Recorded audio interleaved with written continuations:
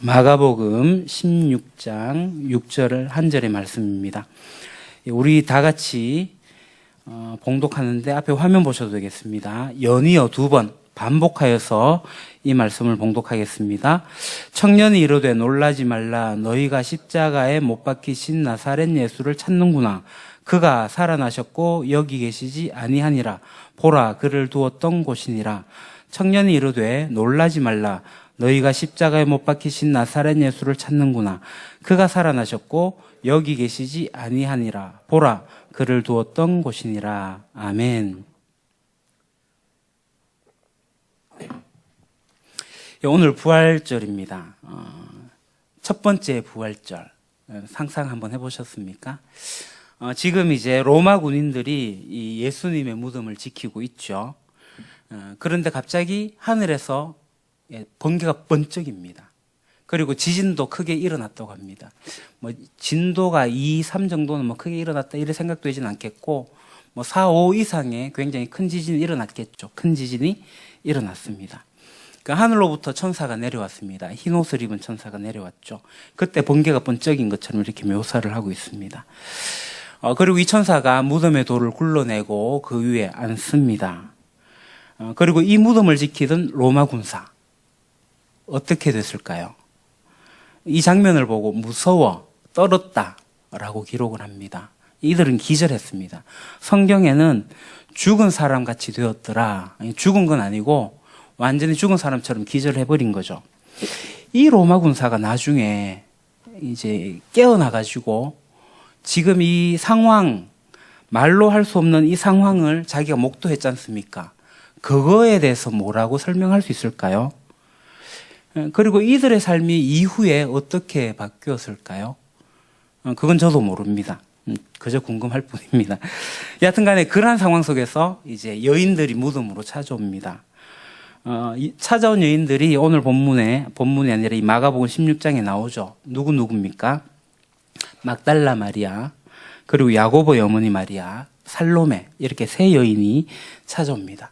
이 세 여인이 찾아왔는데 아까 돌을 굴렸던 이 천사, 오늘 본문에는 청년이라고 나오는데요. 이 청년이 이 여인들에게 얘기를 합니다. 뭐라고 얘기를 하죠? 오늘 16장 6절의 본문이 그겁니다. 청년은 이르되 놀라지 말라.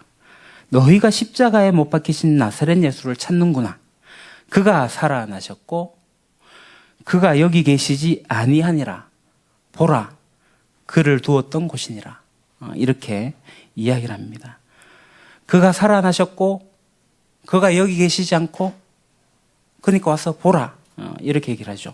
그러니까 오늘 이 짧은 구절, 이걸 가지고 오늘 이 부활절 아침에 오늘 우리에게 주는, 그리고 이 시대에 주시는 그 의미를 좀 살펴볼까 합니다.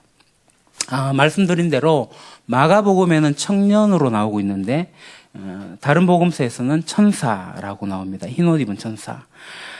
먼저 했던 얘기가 뭐냐면 그가 살아나셨고 살아나셨다. 살아나셨다라는 이 의미를 우리는 지금까지 어떻게 해석하고 있냐면 이겁니다. 주보에도 제가 기록해놨는데요. 죽어서 영향력을 지금까지 발휘하는, 오늘날까지도 그 영향력을 끼치고 있는 경우에 부활했다라는 표현을 쓰기도 합니다. 그러니까 과거에 있었던 영웅, 또 위인, 예술가, 그들은 이 땅에서 죽었지만 그들이 남겨놓은 것들이 지금까지도 영향력을 끼치고 있는, 그래서 그들이 마치 살아있는 것처럼 표현되는 그것을 말하기도 하죠. 그러니까 지난주가 고난주간이었지 않습니까? 이 고난주간에 라디오에서 클래식으로 들리는 꼭 반드시 나오는 음악이 있습니다. 여러 곡들이 있는데 유레진 미업도 있고요. 비아 돌로로사도 있는데 클래식에서는 마태의 순환곡, 요한의 순환곡, 이 순환곡들이 이렇게 많이 연주됩니다. 아니나 다를까 CBS에서 지난주 목요일에 바흐의 마태 순환곡, 금요일에 바흐의 요한 순환곡 이렇게 나왔습니다. 저는 클래식에 대해서 많이 무지합니다. 근데 부활절을 두고 이렇게 연주되는 클래식 음악들을 듣게 되면 어느 정도 이제 감동이라는 게 있습니다. 많은 사람들에게 이 곡이 영감도 불러일으키고 감동도 주겠죠. 사실은 이 바흐의 이 순환곡은 발표했을 때 별로 인기가 없었어요. 약 200년이 지난 다음에 그게 멘델스존인가요? 그분에게 굉장히 큰 영향력을 끼치면서 감동이 되어가지고 전 세계에 알려지게 된 거죠. 여하튼 간에 바흐는 죽었어요. 그러나 바흐가 남긴 이 순환곡이 여전히 오늘날까지 많은 사람들에게 감동을 주고 영향을 주고 있다라는 거죠. 마치 그것처럼 예수님도 죽었지만 예수님의 정신, 예수님의 그 했던 말씀들의 영향력, 이런 것들이 현재 남아 있어가지고 그런 것들을 부활로 여기는 경우가 있다라는 겁니다. 그건 아닙니다. 그리고 비슷하긴 하지만 두 번째, 기독교가 2000년 역사 동안에 예수님이 부활했다, 아니다, 이런 역사적 사실이다, 아니다라는 것을 두고 논쟁을 많이 했습니다. 논쟁이 하는 이야기는 이거죠. 그러니까 인간 예수의 부활은 없다, 아니다.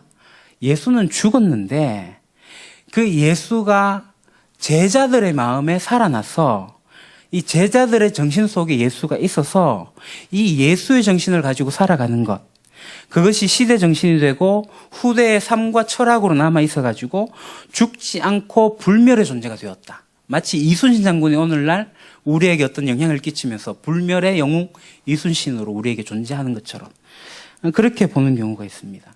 이것도 아니죠. 성경은 이렇게 이야기하지 않습니다. 성경은 예수의 정신과 그 영혼이 불멸이 되어가지고 오늘 우리에게 영향을 준다, 이렇게 말씀하고 있지 않습니다. 성경은 부활이 실제다. 부활은 실제다라고 합니다. 그러니까 모든 복음서와 서신서를 보게 되면요, 예수님이 부활하신 몸을 입고 사람들을 만났던 것을 기록하고 있죠. 예수님이 식사를 하셨어요. 음식을 먹었다는 거예요. 그러니까 제자들에게 몸을 만져보라고 했습니다. 만졌는지는 모르겠지만 몸을 입고 있었어요. 그리고 이 예수님이 직접 이 바닷가에서 물고기 잡고 있는 제자들을 위해서 직접 숯불도 피우고 고기도 구워가지고 음식을 장만을 하셨어요. 그러니까 예수님은 홀령으로 존재하고 뭐 이렇게 정신으로 존재하셨던 게 아니에요. 육체, 그러니까 부활체를 입고 나타나셨던 거죠. 그래서 우리가 읽는 이 성경의 기록은 예수의 정신, 예수의 철학, 그 사상, 그런 것들을 기리는 사람들의 이야기가 아닌 거죠. 실제로 예수가 부활하신 것을 목격하고 있는 사람들의 이야기, 목격담이 이 성경에 나오고 있습니다. 그러니까 우리가 복음서를 읽거나 이 서신서를 읽게 되면 십자가의 증인이라는 말보다 부활의 증인이라는 말이 더 많이 사용되는 것을 우리가 보게 됩니다. 사실 우리는 십자가의 전달자가 아니라 부활의 증인입니다. 그 증인이라는 말이 뭐죠? 법적 용어인데요. 이 증인은 위증에 대해 가지고 책임을 지는 사람이 증인입니다. 그러니까 초대교회 사람들이 예수 그리스도를 부활을 목격했다라고 그것의 증인이라고 하게 될 때, 만약에 그 부활이 사실이 아니라면 순교를 당하거나 그 환란을 당할 이유가 없겠죠. 이게 사실이 아니고 지어낸 이야기라면 그들이 목숨 걸고 그렇게 그것을 지키지 않을 겁니다. 만약에 그게 어떤 사상이고 어떤 조류라고 한다면 정말이지 목숨 걸고 지키지 않을 겁니다. 그러니까 예수님의 부활은 실제입니다. 부활하신 예수님 목격했으니까. 그래서 이 목격한 사실을 밝히는 거 내 목숨도 아깝지 않다라는 겁니다. 그러니까 이 부활은 예수님이 살아나셨구나. 그렇구나. 이것에서 끝나면 안 됩니다. 그러니까 예수님의 제자들이 밝히는 이 부활은 뭐냐 하면 산 소망입니다. 주보에 기록해뒀는데 리빙 호프입니다. 베드로전서 1장 3절 우리 외우시나요? 우리가 풍삼첫 탈 때 거듭남에 대해서 할 때 이 본문을 외우기로 했는데 주보에도 기록되어 있고 앞에 화면도 있습니다. 같이 한번 우리 보도록 합시다. 같이 읽읍시다. 시작. 우리 주 예수 그리스도의 아버지 하나님을 찬송하리로다.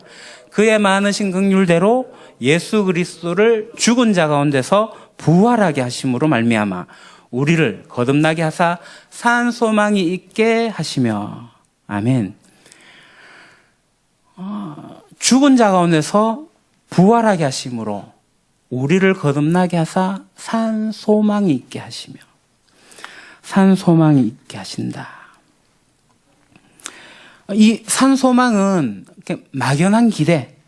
그러니까 지금 우리가 살다가 아픔을 겪고 나서 먼저 떠나보내고 나면 언젠간 좋은 세상에서 우리 다시 만날 거야 라는 이런 막연한 소망, 그런 소망은 살아있는 소망이 아니죠. 성경이 말하는 소망은 실제로 살아서 살아서 우리에게 지금 영향을 끼치고 있는 살아있는 소망, 산 소망이라는 겁니다.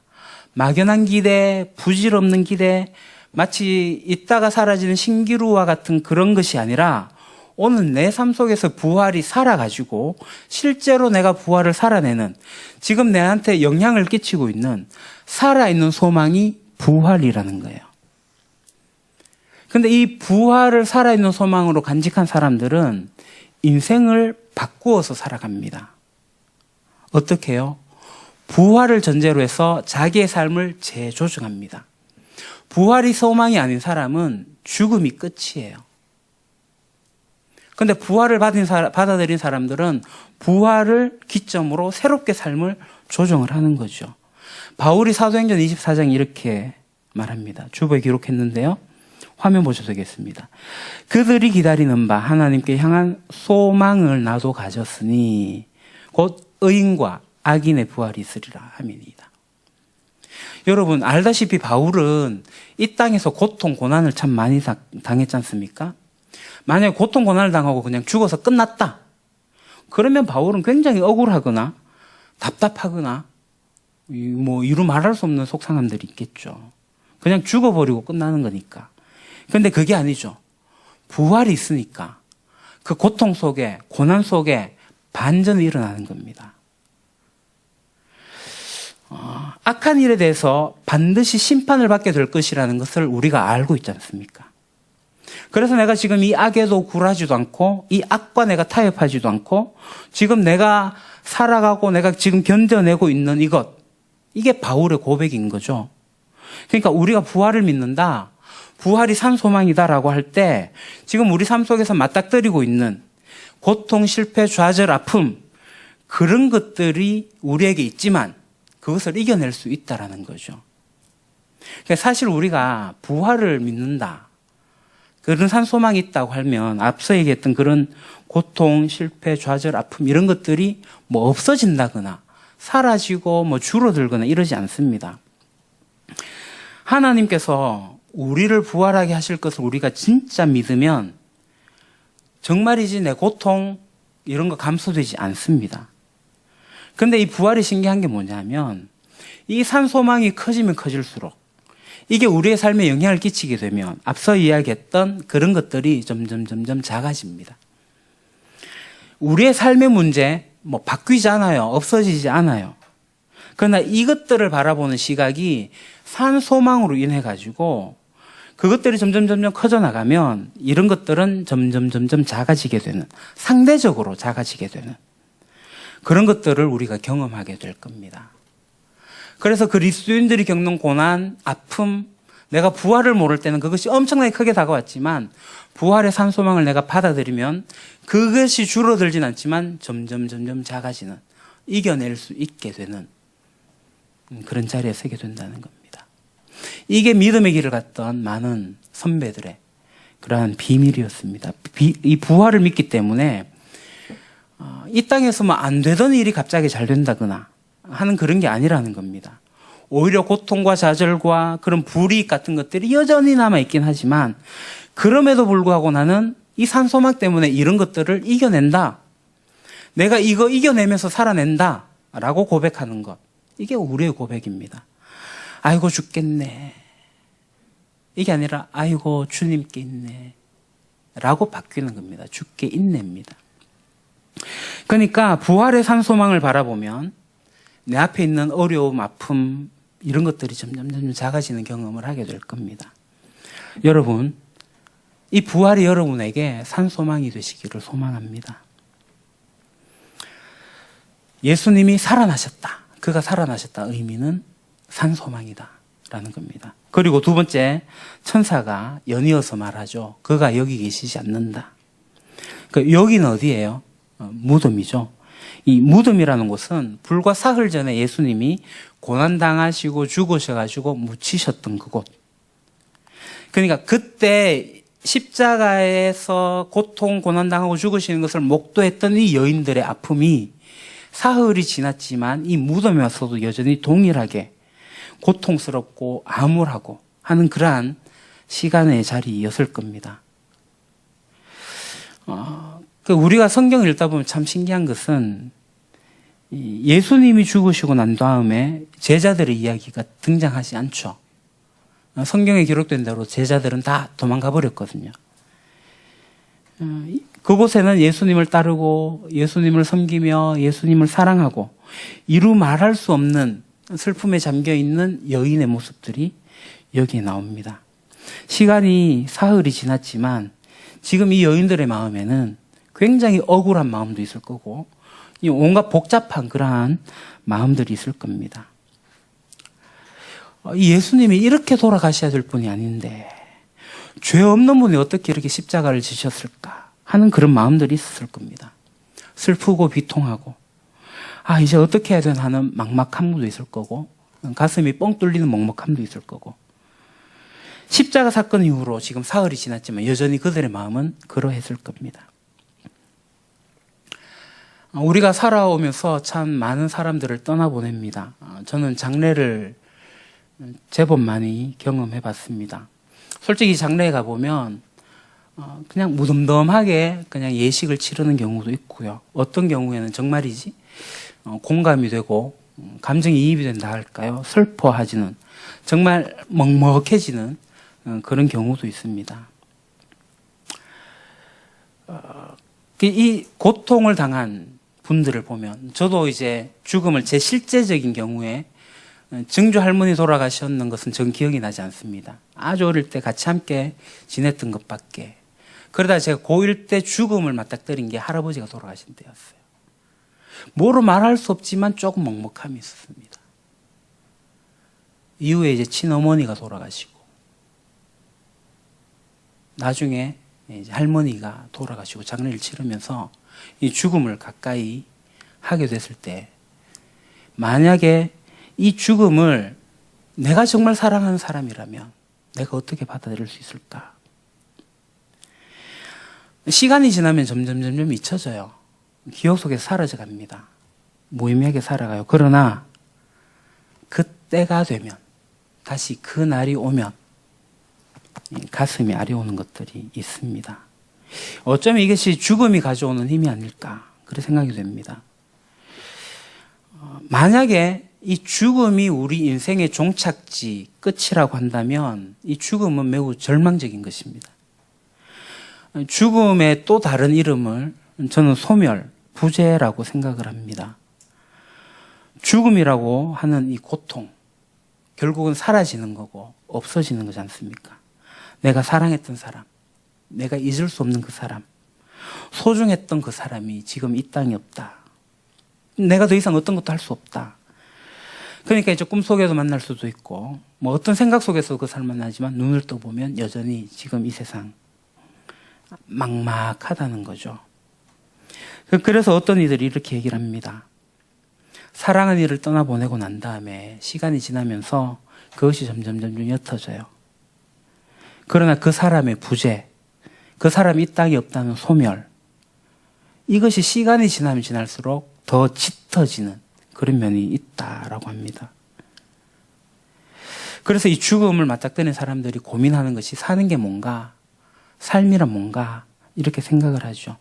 결국 내가 이렇게 아둥바둥하게 살아가는데 결국 죽음 앞에서는 아무것도 아니게 되어버리고 없어지게 된다면 뭔가 그런 생각에 맞닥뜨리게 되면은 뭐 인생 별거 있어?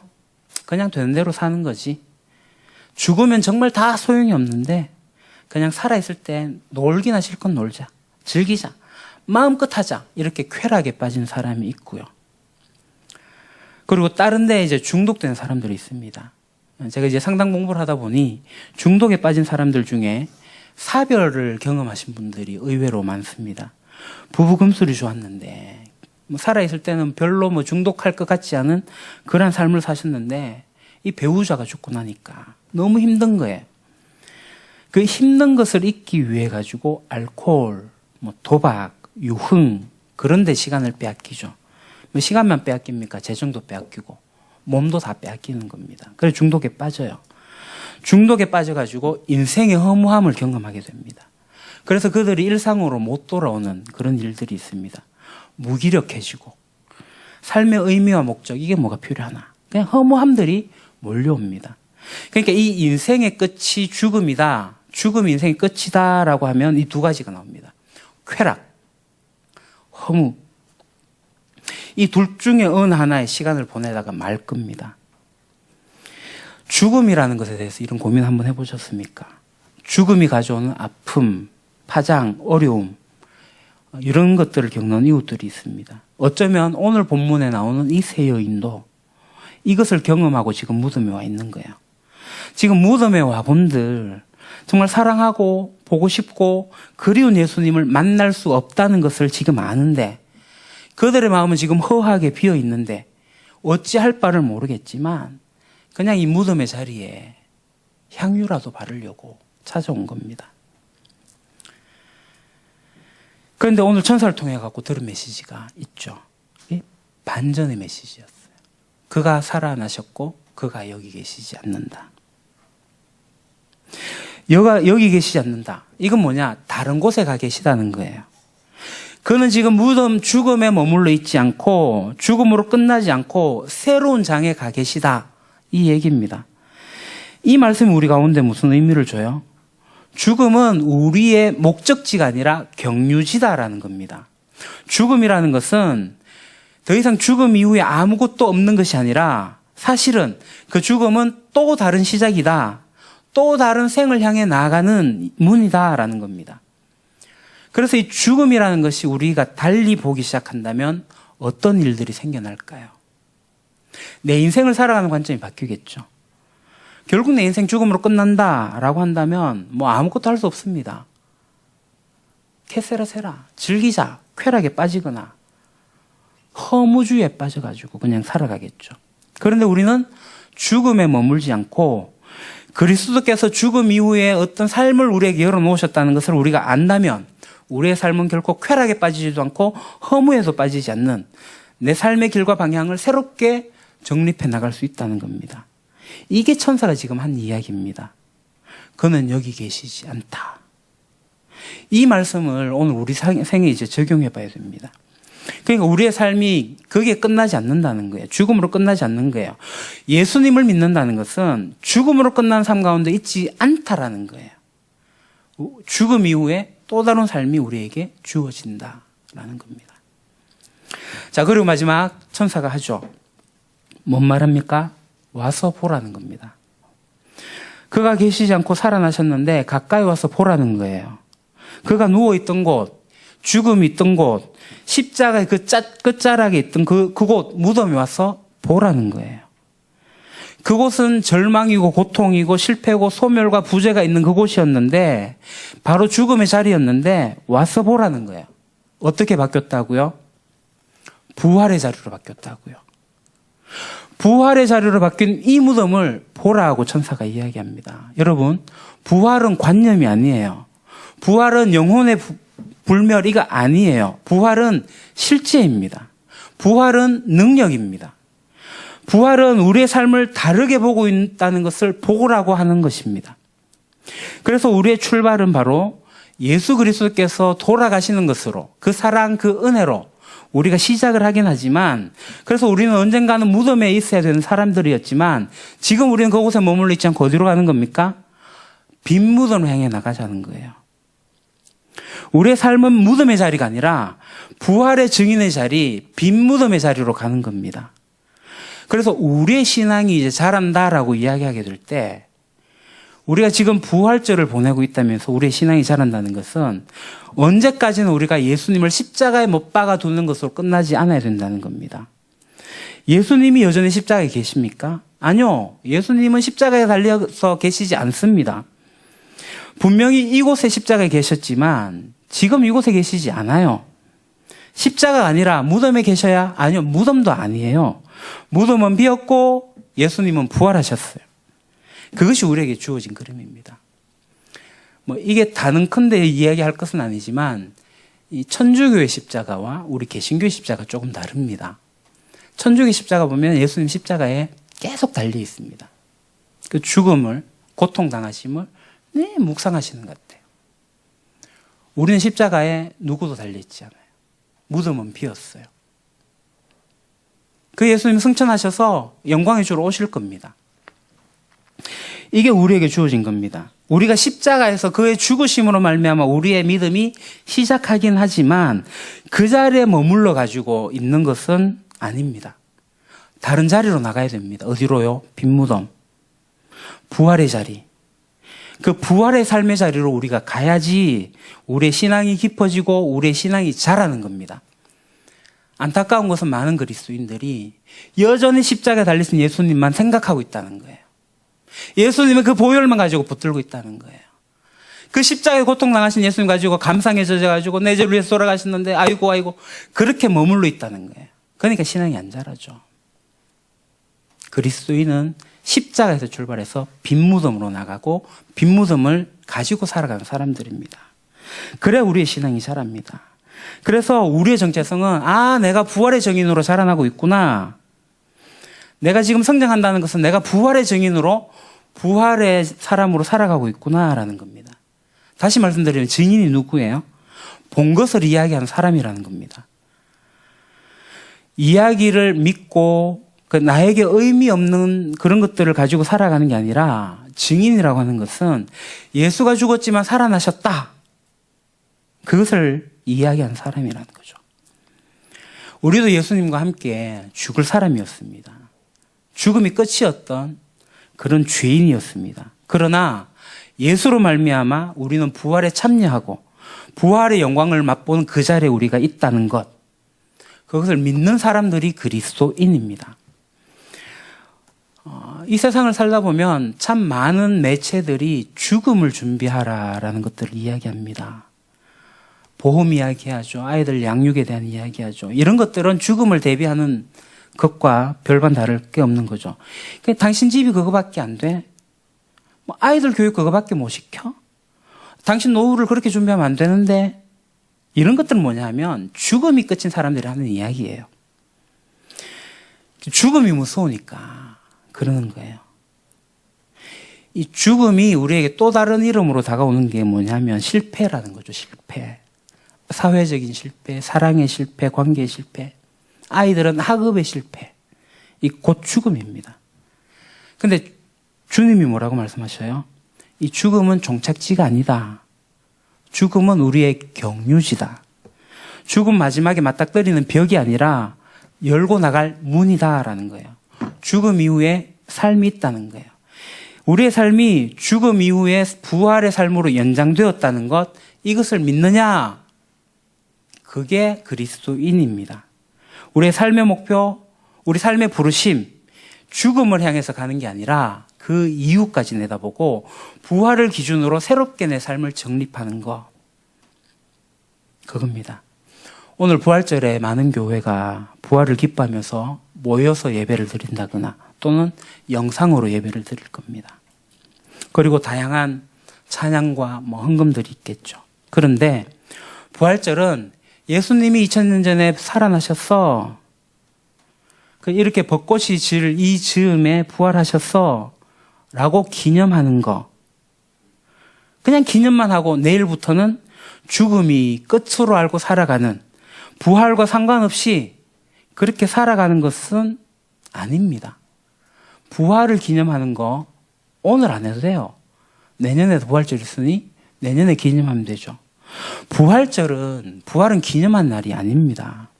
여러분, 부활절을 지금까지 기념하며 살아오셨다면 오늘부터 여러분들의 삶의 부활에 있어서 산 소망으로 살아갈 수 있기를 바랍니다.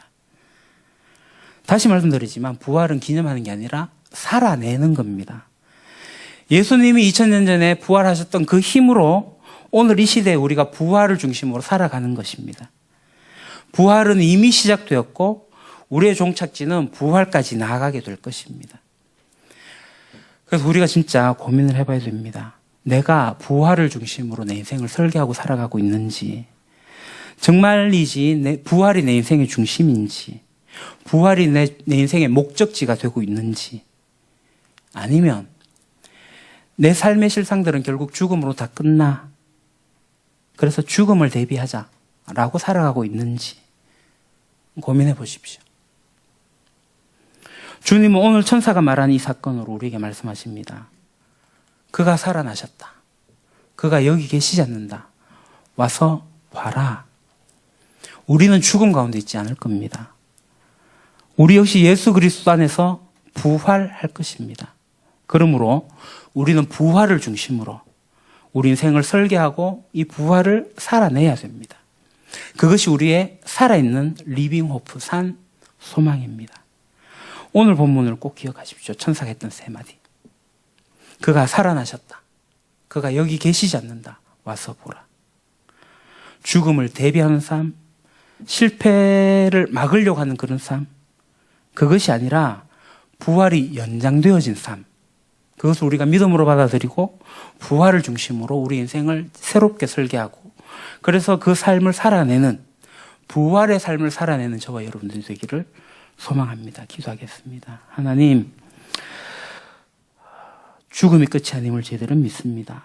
예수님이 부활하셨고, 그래서 저희들이 부활이 저희들에게 삶에 그대로 오게 되는 것을 저희들이 믿습니다. 그리하여서 저희들이 부활의 산 소망을 가지고 이 세상 가운데 살아가기를 소망합니다. 부활의 증인이 되어서 살아가는 저희들 되게 하옵소서. 예수님 이름으로 기도합니다. 아멘.